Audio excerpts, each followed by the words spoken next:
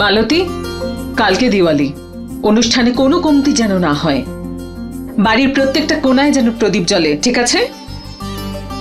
আচ্ছা, তোমার ম্যাডাম মিনা কোথায় বসে আছে শুনি? উনি বোধহয় এখনই আসছেন। আর হ্যাঁ, ওকে বলবে সকালে উঠে রং দিয়ে আলপনা বানাতে। ঠিক আছে ম্যাডাম।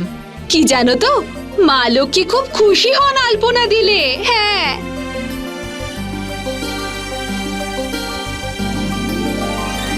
আরে তাড়াতাড়ি তেলটা ঢাল। দাঁড়ান,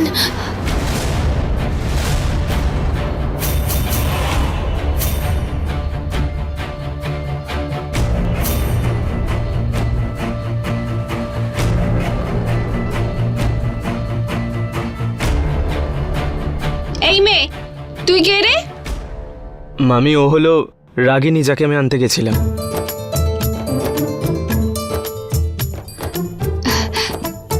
নমস্কার। ক্ষমা করবেন, আমি এভাবে মাঝখানে আটকালাম।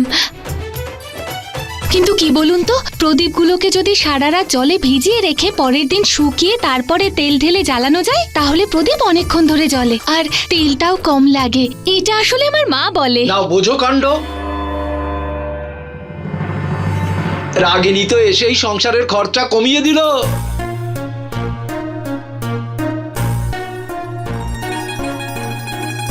দিদি, আমি বলেছিলাম না সংসারের সমস্ত দায়িত্ব সামলে নেবে ও। হ্যাঁ রে ভাই।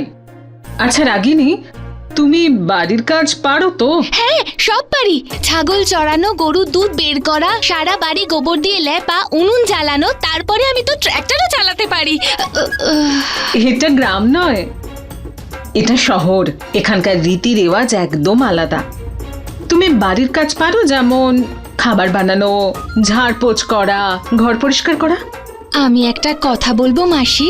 আপনি জানেন মাসি, গ্রামে ছোট বড় যাই অনুষ্ঠান হতো না, আমি সবকিছু সাজাতাম। এমনকি পুরোহিত মশাইয়ের বুকিং এর আগে আমার বুকিং হয়ে যেত। আর আপনাদের এখানেও যেমন যেমন কাজ থাকবে আমি শিখে নেব। আপনি কোনো অভিযোগ করতে পারবেন না। ঠিক আছে। মালতী, বলুন ম্যাডাম। যাও রাগিনীকে কিচেনে নিয়ে যাও আর ওকে কাজ বুঝিয়ে দাও। আর হ্যাঁ, একদিনে সব কাজ ওর ঘাড়ে চাপিও না আবার, বুঝেছো? হ্যাঁ। যাও রাগিনী, ও তোমায় সব বুঝিয়ে দেবে।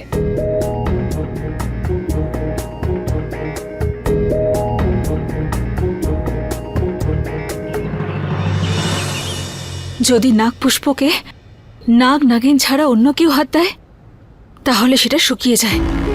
প্রিয়া, এই নাগপুষ্পের সঙ্গে সেটাই হয়েছে। কিন্তু এই নাগপুষ্প না থাকলে রাজের ওর পূর্বজন্মের কথা মনে পড়বে কি করে? আর যদি ওর স্মৃতিশক্তি ফিরে না আসে, তাহলে তাহলে আমরা ওর খুনিদের বিষয়ে জানতে পারবো কি করে? প্রিয়া, তুমি ঠিকই বলেছ, কিন্তু বিশ্বাস রাখো, যদি মহাদেব এরকম করে থাকেন, তাহলে নিশ্চয়ই এর পেছনে কোনো না কোনো কারণ আছে। আর আমি জানি যে কোনো না কোনো উপায়ে রাজ তার পূর্বজন্মের কথা ঠিক মনে করতে পারে। কিন্তু মনোহরের মৃত্যুর পর বাকি সব খুনিরা অনেক বেশি সতর্ক হয়ে গেছে। আর মোহিনী, সেও তো এখন তোমার পেছনেই পড়ে আছে। আর ও তো তোমাকেই সন্দেহ করছে। নন্দিনী, হীরা, তুমি ফিরে এসেছো? তার মানে নাগলোকে সবকিছু ঠিক আছে? না শিবানী, ওখানে সব ঠিকঠাক নেই। ওই জড়িবুটি পাওয়ার জন্য নাগমাতাকে একাই ঘোর তপস্যা করতে হবে। তাই উনি আমাকে এখানে তোমার কাছে পাঠিয়ে দিলেন, যাতে আমি তোমাকে সাহায্য করতে পারি। হে মহাদেব, নাগমাতার তপস্যা স্বীকার করুন আর আমার নাগলোকে রক্ষা করুন। কিন্তু হীরা, এখানে সবকিছু বদলে গেছে। আমাদের খুব তাড়াতাড়ি একত্রিত হয়ে নাগমণি খুঁজে বের করতে হবে।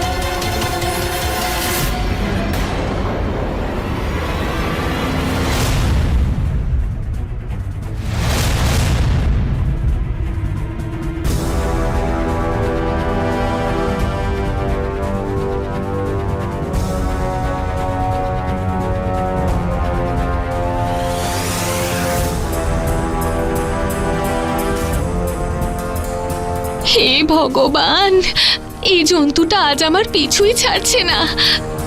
প্রথমে বিড়াল, মাকড়সা, তারপরে এটা।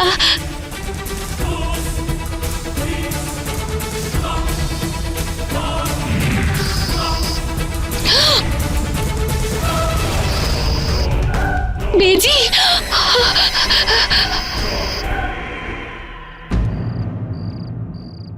আরে নন্দিনী, তুমি এখানে? তুমি তো বাড়ির ভিতরে ছিলে, তাই না? এখন প্রশ্ন উত্তরের সময় নয়। আমি আনন্দ ঠাকুরের বাড়ির সামনে একটা অদ্ভুত জিনিস দেখেছি। আমাদের তাড়াতাড়ি কিছু একটা করতেই হবে। চলো। ওয়াচম্যান, সবাইকে সাবধান করে দাও, কেউ যেন বাড়ির ভিতরে ঢুকতে না পারে। ঠিক আছে স্যার। চলো চলো।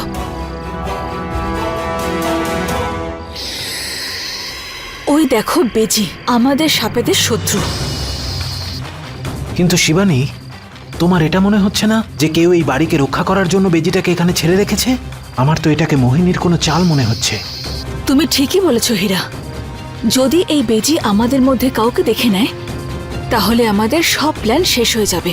না শিবানী, আমি এটা কিছুতেই হতে দেব না।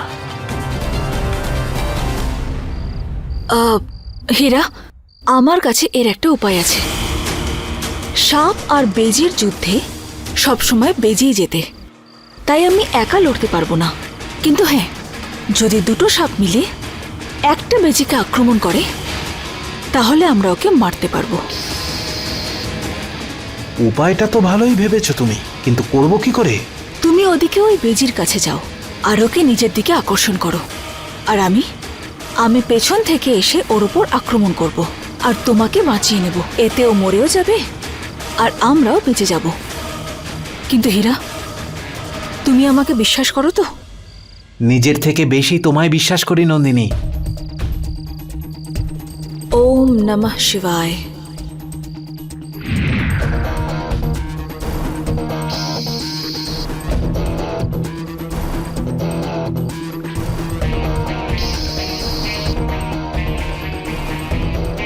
যাওয়া যাক হীরা। চলো। হীরা, সাবধানে, নিজের খেয়াল রেখো।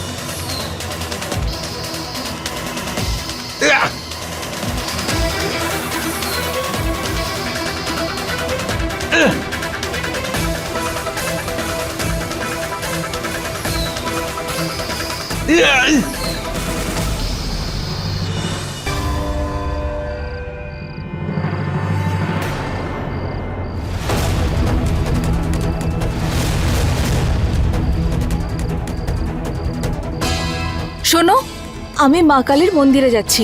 যদি হীরা আসে তাহলে ওকে বলো ও যেন আমার সঙ্গে কালী মন্দিরে দেখা করে। এখানে ম্যাডাম ভেতর থেকে বাইরে গেলেন কি করে? উনি তো ওখানে হীরা স্যারের সঙ্গে বাইরে গিয়েছিলেন। তাহলে কি করে? কি হয়েছে? তুমি এত ভয় পেয়ে আছো কেন? সব ঠিক আছে তো?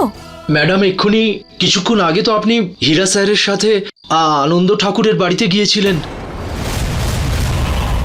আর এক্ষুনি আপনি ভেতর থেকে বাইরে এলেন। এটা কি করে হতে পারে? তুমি ভালো করে দেখেছিলে তো? হ্যাঁ ম্যাডাম, আমি নিজের চোখে দেখেছি। আপনারা দুজন খুব চিন্তিত বলে মনে হচ্ছিল। আর ধরে নিন এই 20 বা 25 মিনিট আগেকার ব্যাপার।